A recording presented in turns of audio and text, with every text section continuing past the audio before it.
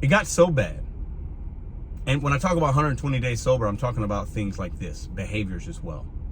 I bought a track phone and buried it and would go out and get it from time to time. It's been 120 days since I've had a drink of alcohol.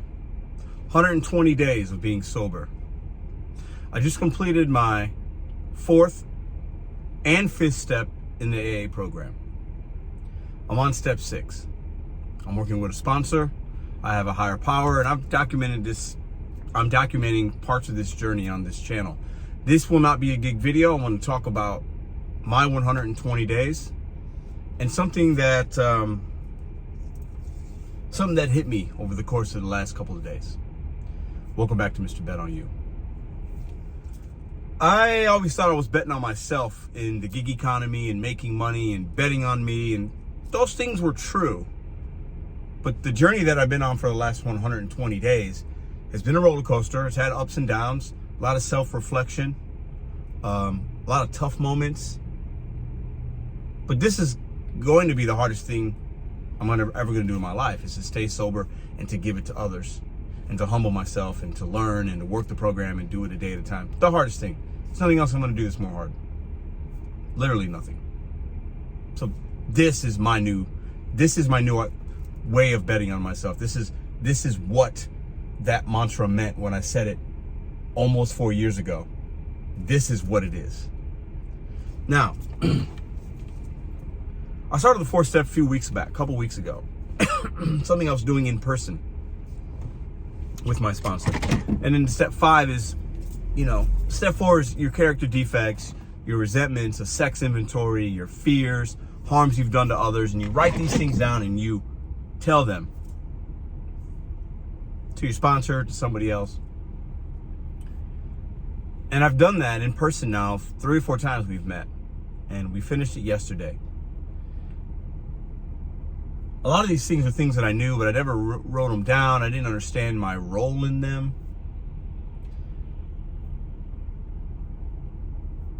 Admitting your worst parts of yourself, your character defects, I shared those with you guys maybe a couple weeks ago. He added some new ones. I learned some new things. As I've been transparent with somebody that I can relate to, it's opened up a lot about myself and why I had certain resentments, why I felt the way I felt, why I did what I did, why I coped. It's one thing to know and have awareness of a problem you might have, a problem somebody else might have, but it's another thing to change your reaction to it. And it's been 120 days and I've changed my reaction to things that have happened. I've had some pretty gnarly things happen in the last couple of months. Family things that shook my core, things that made me reflect. Tough decisions had to be made, tough conversations. I couldn't have done that sober. No way. God started the journey of me getting sober and reflecting on myself and my role in things because he was getting me ready for that. I believe that. It's a miracle that I'm still sober, actually. 120 days. 120 days. And I'm going to share one little story about something in hopes that you might get something from it. It might help you. These kind of videos where I'm sharing my journey is a way for me to give back, a way for me to be transparent. It's a way for me to hold myself accountable. It's a way for me to help somebody else that might be struggling. I've been seeing some of you guys. I read the comments. It seems like some of you guys are getting and liking these types of journal vlogs, as I'll call them. 120 days no alcohol. Never thought I was an alcoholic. Never thought. Never thought. But alcohol isn't the only thing that I had a problem with. Because, some people can drink or smoke a little pot or do this or look at pornography or eat or smoke, and it's not a problem for them because they're still able to manage their lives. They're still able to have healthy relationships. They're still able to do day-to-day things. I wasn't always able to do that.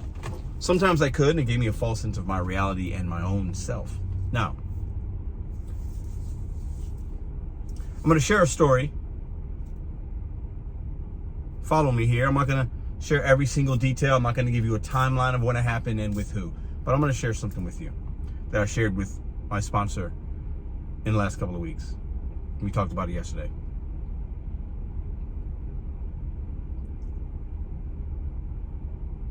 I'm also addicted to women, power, attention, validation. My relationship with sex and women has been really unhealthy my entire life, as far back as I can remember. So we'll call it middle school. So we're talking 30 years.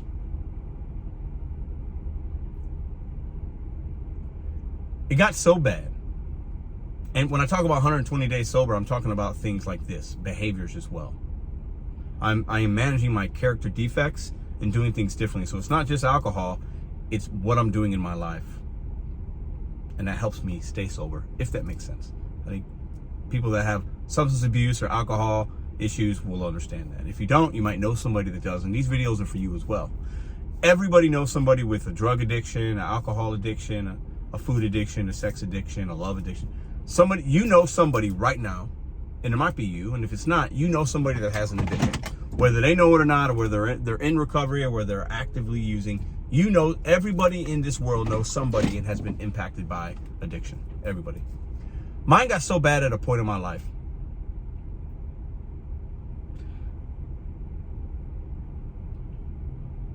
Remember the company Track Phone? I think they're still around, like burner phones, Track phones.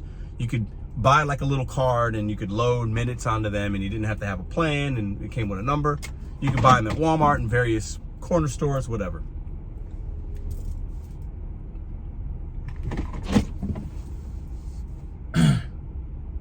To communicate with people and not get caught, to not have anybody know, and just to have my own little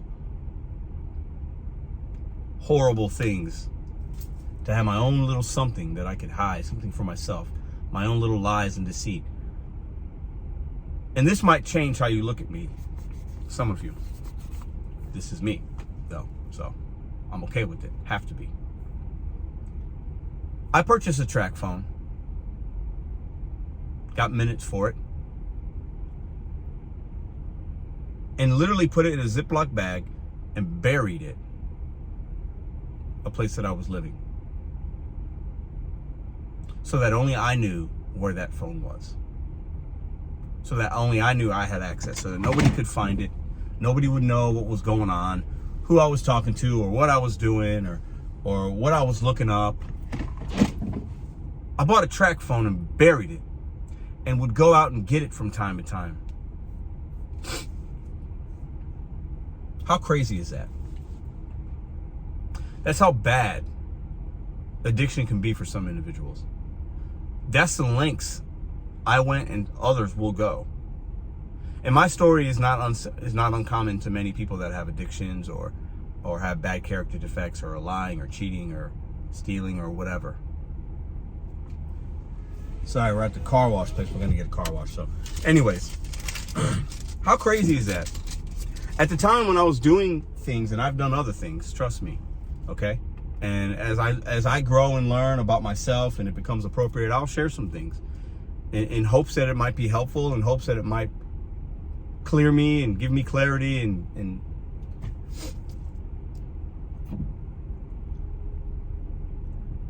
addiction goes with, from my story at least, and many others, because I'm learning some things here. A lot of people that are addicted, they don't love themselves, so they seek out ways to cope.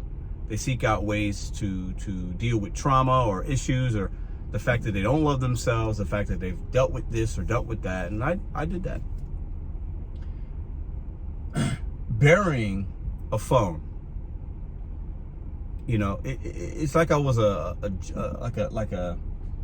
it's hard to explain the dopamine rush and hit I used to get from going to that phone, unburying it when I was alone, and communicating with people and doing things and having it be a little secret. There were only 2 people that knew about that up until right now.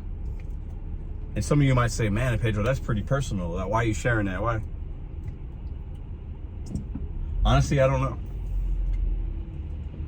I think part of it is when I listen and watch other people talk about their addiction, their struggles, where they've come from, things they've done, it helps me. It gives me perspective. It makes me not feel alone. It doesn't make me feel like I'm as bad of a person as I might feel. It doesn't. The guilt and shame aren't as heavy because other people might be able to relate. And maybe this is you. Maybe you're relating to this. Maybe you've done something similar with your addictions or your issues or your lies, your character defects, your deceitfulness, your stubbornness, your selfishness, your self-centeredness, your ego, your pride, all those things, right? I thought I had humbled myself. I have no idea what humbled looked like until, and on some levels I still don't, until right now. So here we are, getting a car wash, talking about me burying track phones. This is where the channel's come to, and I love it. It's a crazy, crazy thing. When you're addicted, you'll do anything to get your drug of choice, your dopamine hit, your love. You'll go to any lengths to get what you want. At least I did. So as we do a little car wash, ASMR, whatever they call it, now's the time for you to be vulnerable in the comments if you want and share. Or tell me what you think about an experience you've had or something you've dealt with. Now's your time to get it off your chest if you want. Because staying sober is going to be, it may be the biggest flex of my life. The thing that's going to be the toughest, but also the most rewarding. I am becoming, and by God's grace will become, the best version of myself while I am sober. I know that because I've heard other people's stories. I've seen other people and them share, and I see what they have now and how they feel and how they're living, and I'm noticing things in myself. And it's only been 120 days. And listen, that's a lot. 1 day sober for somebody that has an alcohol issue, an addiction to drugs or something. 1 day of you not using whatever your vice is amazing. And I've got 120 of them days stacked up. And right now, I'm blessed to have 120. And I'm gonna focus and do positive things today. Positive moments, I'm having my mind clear. And I'll give you guys a couple little things. It was funny. I was watching and reading something today. I start every day and I journal. It's like the first thing I do. Most days it's literally, I get up, feet hit the ground, grab my book. I've shown you all that book, and I write. What I'm grateful for, my priorities of the day, words of affirmation, and the little notes, other things, little things that come to me. And I woke up, everybody else was, my girls were sleeping. We had some dishes in it. We don't have a dishwasher at the house. We had some dishes in the sink. And I do dishes sometimes, but I don't do them all the time.